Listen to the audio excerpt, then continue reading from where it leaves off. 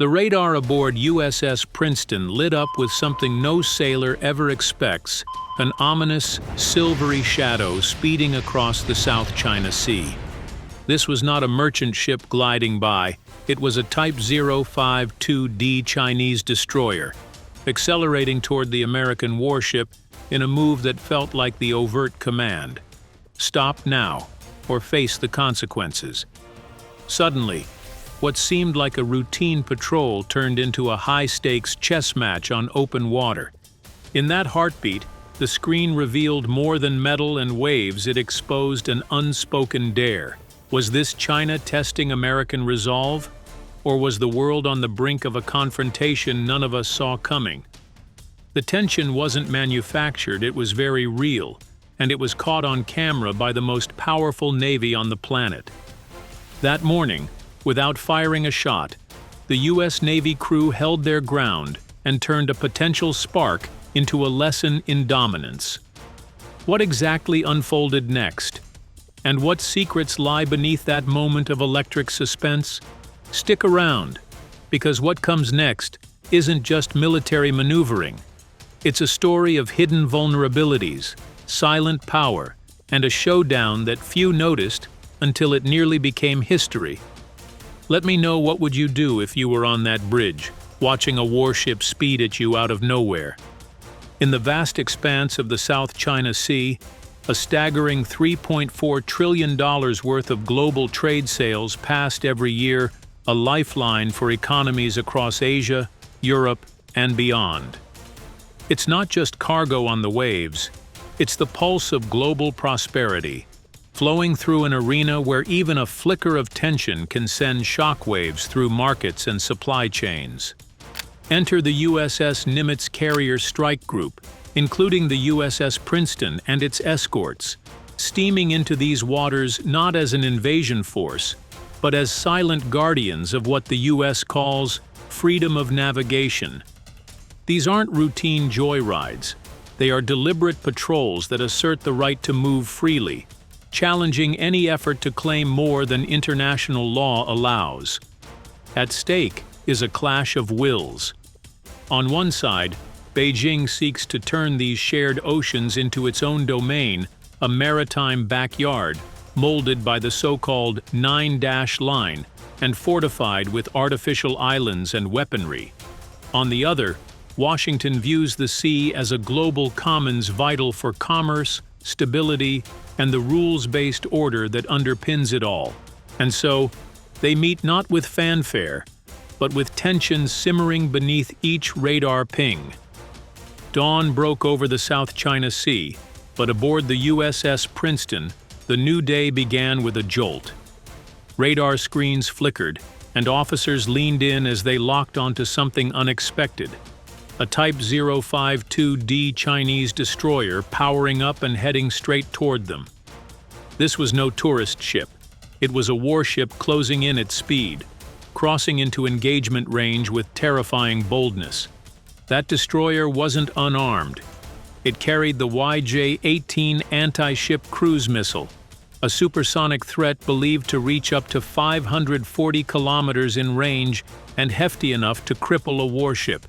In contrast, the Princeton's arsenal included SM-6 missiles, designed for over-the-horizon defense, with real-world range estimates ranging from 240 kilometers officially to as much as 370 to 460 kilometers, in some assessments giving it a significant edge.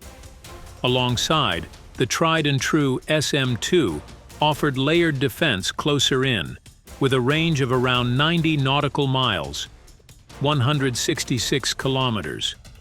Suddenly, the silent ocean held a balance of destructive power, and lives hung in the balance. The tension couldn't have been more palpable. One wrong command, and the surrounding waters could erupt in missiles, shrapnel, and fire. Yet, remarkably, the captain of the Princeton held steady. No alarms blared. No weapons were launched. It was as though he was willing to let the Chinese destroyer come closer, just to gauge how far Beijing would go.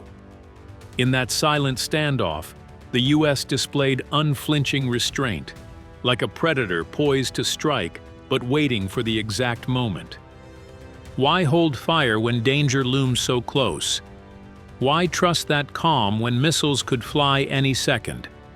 Perhaps the answer lies in what the U.S. held back the full capabilities of a wider networked defense data sharing systems and mastery of layered engagement that China hadn't fully penetrated or even noticed. Because in naval warfare, sometimes the most powerful move is not firing a shot, but holding your fire and letting your adversary wonder what hidden strength you possess.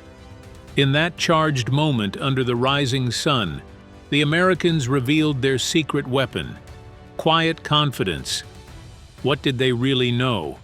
And what was that quiet calm hiding? Stay with us. There's much more lurking beneath that electric standoff. The peaceful hum of engines and radar chatter aboard the USS Nimitz strike group masked an unsettling reality. Suddenly, the air and sea were alive with activity. High overhead, the E-2D Advanced Hawkeye, America's airborne eye in the sky, picked up a flurry of activity from a Chinese carrier. Jets were launching, and not gentle ones, they were J-15 fighters roaring into the sky, taking off from the Liaoning or Shandong carriers. This wasn't routine. It was escalation. Simultaneously, beneath the waves, sonar operators aboard the Princeton detected something unexpected. A Type 039 submarine making so much noise that it was practically flinging its acoustic signature at them. For a vessel meant to be silent and unseen, this was a monumental blunder. What was Beijing trying to prove with this three-pronged setup: fighters in the air, destroyers on the surface, and subs below? It looked like an artist carefully setting up a dramatic painting, a naval encirclement of layered force. Yet instead of awe, what came through was fragility. The J-15S, especially the upgraded J-15T, are solid warplanes, but they're burdened by compromises, limited internal fuel and payload due to ski jump launches, meaning they climb with less armor and fewer weapons aboard. Meanwhile, the submarine was meant to be stealth incarnate, but instead, it sounded like a freight train beneath the waves. This mismatch of performance and intent exposed more than strength. It revealed the mask. This was no silent showcase of force, it was a fragile tableau. The outward appearance of a three-layered threat dissolved beneath scrutiny. How much of this was bluff? How much was posturing?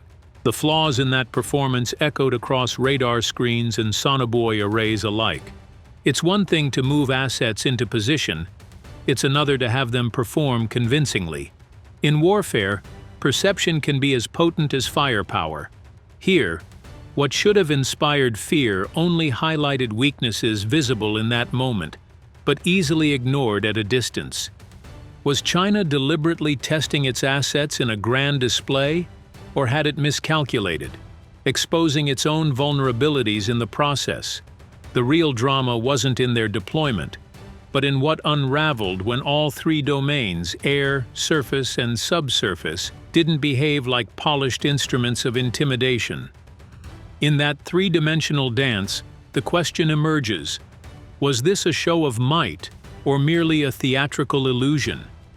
And if it was the latter, who saw beyond the curtain, and how did they prepare to respond? The morning sun hadn't yet warmed the deck when the U.S. Navy made its move, and it was no ordinary response. From USS Nimitz, FA-18EF Super Hornets launched with mechanical precision, one jet catapulted into the sky every 45 seconds, like a relentless countdown of power. The Chinese carriers didn't have a reply to that speed or the control behind it. The U.S. show of force was both breathtaking and subtle. In the sky above, the Super Hornets weren't just fast, they were smart. They carried the ANAPG-79 AESA radar, a system that sweeps the airspace not with clunky mechanical motion, but with electronic beams that fluently pan, track, and target countless threats at once. This radar wasn't just radar, It was a digital hawk that could spot and follow targets faster and more reliably than the mechanically steered radars aboard the J-15s. The benefit wasn't theoretical, it worked in real time. Below, the electronic warfare wing did its magic. EA-18G Growlers jamming variants of the Super Hornet ventured into the electromagnetic battlefield, unleashing a deceptive matrix of signals. On Chinese screens, what once looked like 4 Super Hornets suddenly swelled into a dozen, shifting visages that baffled radar operators. Blips locked and then disappeared, locks flickered and vanished. The Growlers didn't just interfere, they rewrote perception. Imagine it this way. It's like playing an online multiplayer game with lag. Your opponent's moves are delayed, unpredictable, and lost in a blur as your connections stretch steady and full speed. The US fighters operated as if on fiber optic clarity, while Chinese radar signals lagged behind, delayed and distorted. The result? Confusion, indecision, and lost control. What looked, at first glance, like a fierce dogfight was actually more subtle, a stage show of precision and deception. The Chinese might have believed they were orchestrating a grand performance of layered force. In reality, their assets revealed themselves as vulnerable, predictable, and outpaced by smarter systems. The twist lay not in fire exchanged, but in illusions broken. China attempted a layered threat air above, sea in front, but the layers unraveled under scrutiny. It wasn't the prowess of their jets or radar that made the statement. It was how the US undermined their performance with technique. The spectacle wasn't about destruction, it was about dominance through perception, technology, and discipline. In that aerial ballet, the unanswered question hovered: had China seriously misjudged the performance, exposing their weaknesses under the guise of strength? And as the Super Hornets soared and the Growlers jammed, the real victory was not counted in missiles fired or shots taken, but in control seized without a shot. Just when the drama seemed confined to waves and skies, the tension slipped beneath the surface. China deployed its ace underwater, a Type 039 diesel-electric submarine, also known as the Song class, the first indigenously built diesel-electric submarine by the People's Liberation Army, designed for stealth in littoral waters. But the moment it raised its snorkel to recharge, it was detected instantly. The sonar systems aboard the USS Princeton didn't just hear it, they identified its acoustic fingerprint. In simple terms, every submarine emits a unique sound, a signature of its engines, hull, and even the way water flows across it. Once cataloged, any repeat performance becomes easy to catch. If things had turned kinetic, that submarine would have had mere 12 seconds, maybe less, to reconsider its choices before a torpedo from the Princeton could make it a graveyard at sea. That's not speculation. That's the reality of modern anti-submarine warfare. Yet, the biggest surprise wasn't that China showed its hand, it was that America had another card hidden. A Virginia-class nuclear submarine, silent and shadowy, had slunk behind the Chinese task force for 8 days, unseen. Then, without a warning, it surfaced calm and menacing, right within sight of the stunned Chinese crews. Imagine being in command, believing your formation is secure, coordinated across air, surface, and subsurface, only to find a silent predator you never noticed lying in wait. That kind of psychological shock isn't just powerful, it's paralyzing. How do you even respond when the unseen threat suddenly reveals itself? What does that do to the confidence of those above? And more importantly, what truths remain hidden in ocean depths, waiting for their moment to surface? Stay tuned, because beneath the waves, real secrets lie waiting. The horizon above the South China Sea rippled with movement as the USS Nimitz, commanding the carrier strike group, initiated what could only be called a spectacle. From her deck, 48 FA-18 fighter jets roared into the sky, an orchestration of power that unfolded like a staged ballet of dominance. These airplanes weren't there to fire. Their purpose was projection. It was a display not of destruction, but of undeniable supremacy. Observers on nearby Chinese ships would have seen silhouettes multiply across their radar scopes, lights flaring skyward in a cadence no competitor could replicate. This wasn't combat, it was command. Yet speed and numbers weren't the only tools on show. A squadron of EA-18G Growlers, the U.S. Navy's electronic warfare specialists, took to the sky to reconfigure the electromagnetic environment. Their role was not to hit targets, but to confuse, conceal, and manipulate.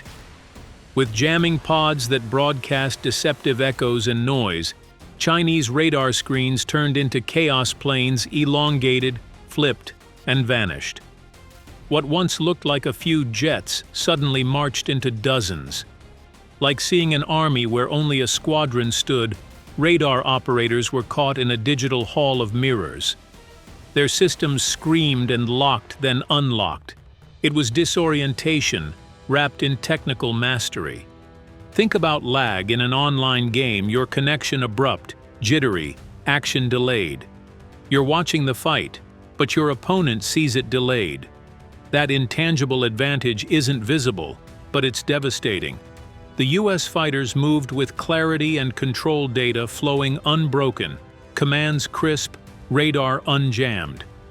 Meanwhile, Chinese responses lagged, outpaced, misinformed. In the skies, American pilots engaged in brief mock dogfights, locking onto Chinese J-15 fighters via radar targeting, but deliberately not firing. It was restraint that spoke volumes, discipline that shone brighter than bullets ever could. This composed restraint under pressure was more telling than any flare or missile. However, the show wasn't limited to air superiority. In a move designed to fracture their composure, a Virginia-class nuclear submarine emerged from the depths. For 8 days, it had followed the Chinese formation silently and unseen. Then, in a chilling moment, barely 90 seconds after surfacing, it slipped back beneath the waves. That brief appearance was a statement as loud as any bomb. It declared undersea supremacy without firing a shot. As the spectacle ended, the stress showed. Chinese fighters, low on fuel from pushing limits, disengaged and turned back to their carrier. Their destroyer, radios buzzing, stealth systems still scrambling, shut down its targeting systems and retreated. The triple-layered threat they had orchestrated, air, surface, and subsurface, had collapsed, not through force, but through marvel.